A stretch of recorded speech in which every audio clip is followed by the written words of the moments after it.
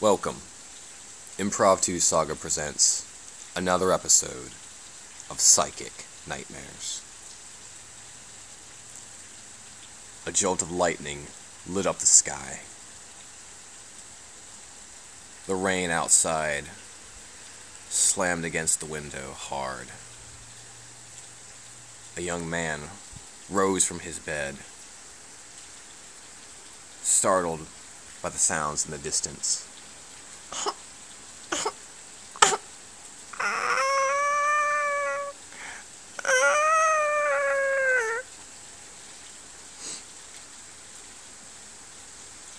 He extended his feet from his bed, realizing he was up to his ankles in water. Fear in his eyes, he rose and jolted through the darkness. "Sweetie, I'm coming!" He realized his house was flooding.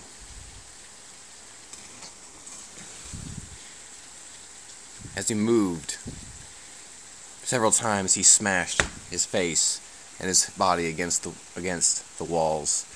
Desperately, he tried looking for the switches to light his way, but it did not. But nothing worked.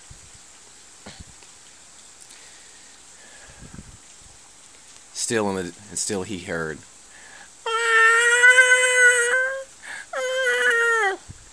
"Don't cry, honey.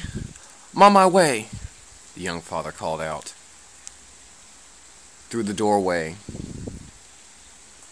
his house was a deep and dark maze. The water began to pour up to his ankles, up to his shins. Quickly he waded through. The rain picked up. It sounded like drills and nails striking the walls. The house rumbled and echoed. He waved his hands throughout the air, desperately trying to find something to lead him along the way to find his lost child. Only through the sound of the crying, getting louder and louder, could he find his way.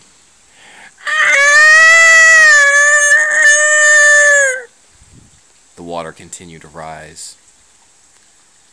It was up to his knees now. The adrenaline kicked through his body as he desperately forced himself through the hard water, stumbling across unknown objects under his feet, being cut and stabbed, bruised. He continued to push his way through. He finally managed to find some semblance of stairs that led down. "I don't remember this. I don't remember these stairs," he thought. But the echoes were loud. He pushed himself down and down into the watery abyss. The water began to rose to his waist, to his abdomen, to his chest. But desperately he descended down, deep into the watery abyss. The stairs began to ascend now. Confused, but determined, he pushed himself forward. They turned to the left, to the right, up, down, but still the cries were louder and louder.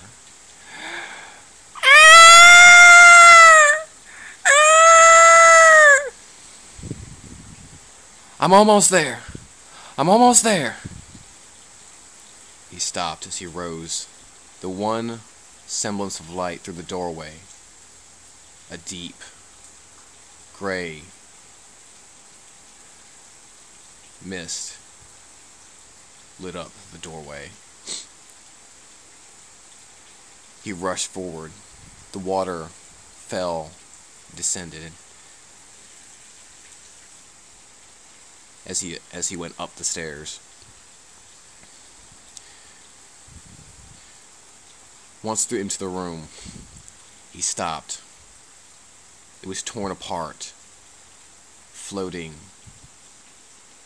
in a sea of mist. The floor seemed to detach itself unnaturally and hover around. The walls twisted and distorted. The room was drifting apart. He looked down.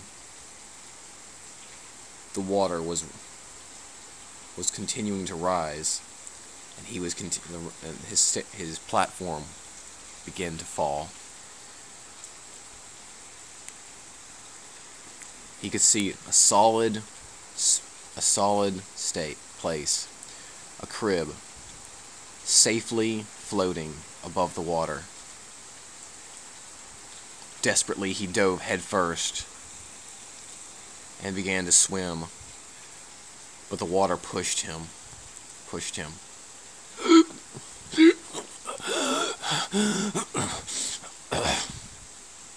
He can feel himself losing, but his arms and legs still pumped and pushed and paddled.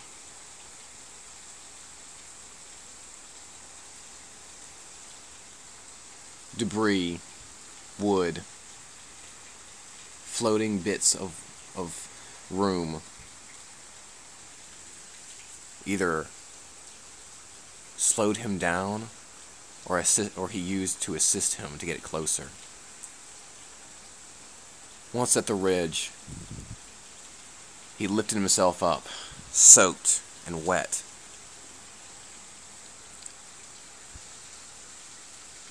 He got to the crib. Its cries were loud.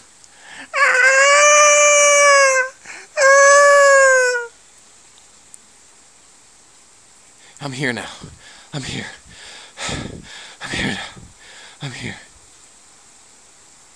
He reached in and pulled a small bundle of cloth and lifted it over his shoulder. Another jolt of lightning smacked down, striking the room he was standing on. He slipped and fell, and the baby's cries were heard no more, as the two of them fell with a loud splash into the swirling water. He rose again, looking around, wiping his face. He cried out, but he could have heard nothing. No cries, no screams, only the rain and the swirling whirlpools of water. He dove underneath several times, trying to see what he could find, if anything. But as he rose, he failed. One last time, he descended, determined if he would not find anything, he would not rise again. With a deep breath, he plunged himself into the water beneath.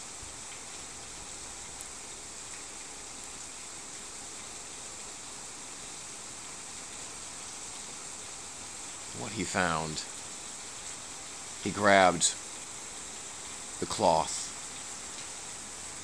Eager, he ascended above. He could see the light from the sky piercing through the dark water. But it got dimly. His eyes closed. His breath gave out,